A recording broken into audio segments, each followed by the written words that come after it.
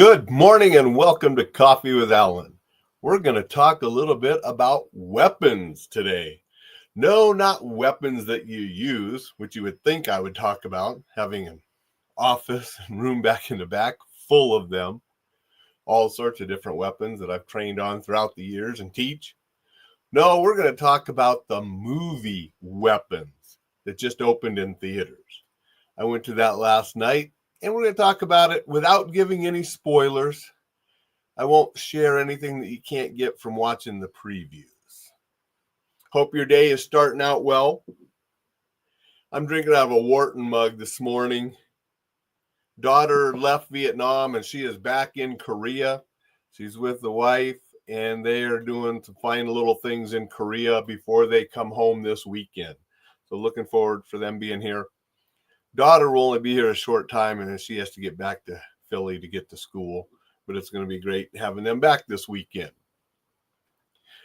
So last night, I decided to go check out Weapons.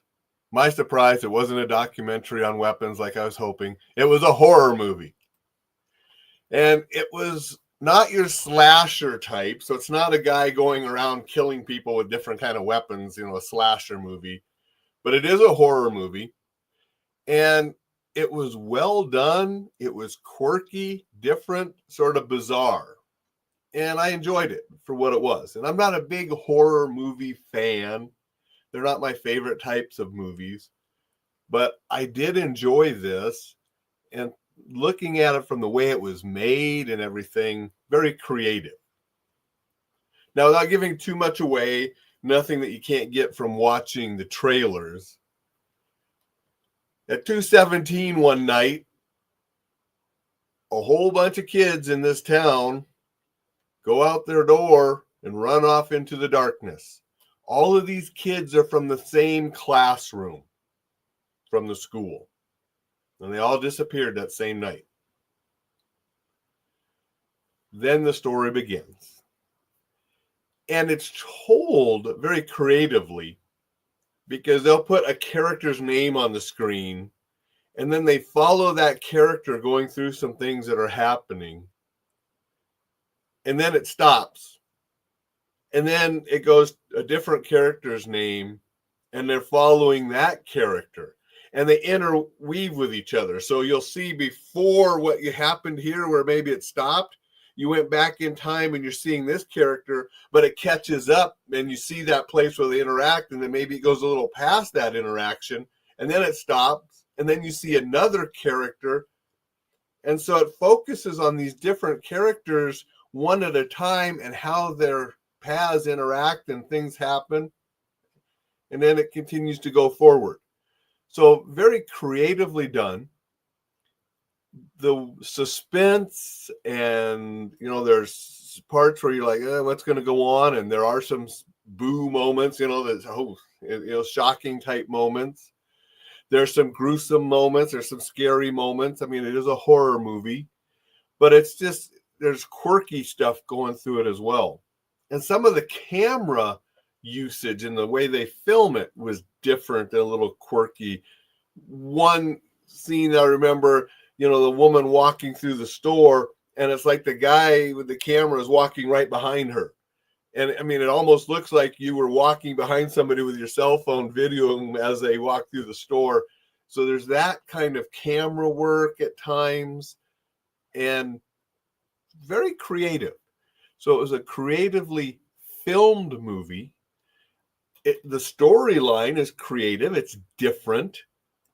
I had no clue where it was going at the beginning, and you start picking up clues as these things go along and help you start figuring things out, but it's not apparent right at the beginning as you're watching some of this. So I thought it was creative. I thought the filming was interesting and well done. The music and stuff matched. Josh Brolin was the only star that I recognized and knew. And he's always good, and he did a good job. And all of the other supporting players and cast did a really good job too. So it was just a well-done movie and creative. It opens with a little girl telling the story, and it ends with that. So there's sort of that end pieces that worked with the story. So if you're a horror movie fan, definitely check it out. Even if you're not really big into horror movies, such as I am, I still thought it was worth seeing, and it entertained me and I enjoyed it. And for those reasons that I just said. And I don't really want to give any other plot or anything out of it, because I want you, if you decide to watch it, to try to figure out where things are going during the story like I was trying to. I'm not going to tell you anything about what happens. Thad's here and said good morning and said, thank God it's Friday and welcome home to the family.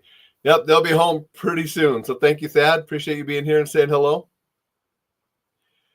So anyway, that is my take on this new movie, Weapons. Not a documentary on weapons like I was hoping, but a horror movie. A well-done horror movie that was fun, quirky, a little bizarre, different. And those are some good things for a movie to be, just to go and enjoy for a couple hours. I will say, if you hate horror movies, if you don't like being scared, if you don't like some gruesome stuff and some scary stuff, there are those elements in it. It is a horror movie. And yeah, there are a couple scenes that make you jump. There's some other stuff that's a little more gruesome and stuff. So if you don't like that kind of stuff, it's not your movie. But other than that, I thought it was a well-made, interesting, quirky, bizarre movie that I enjoyed. That's my take on the movie. I'm going to get out of here.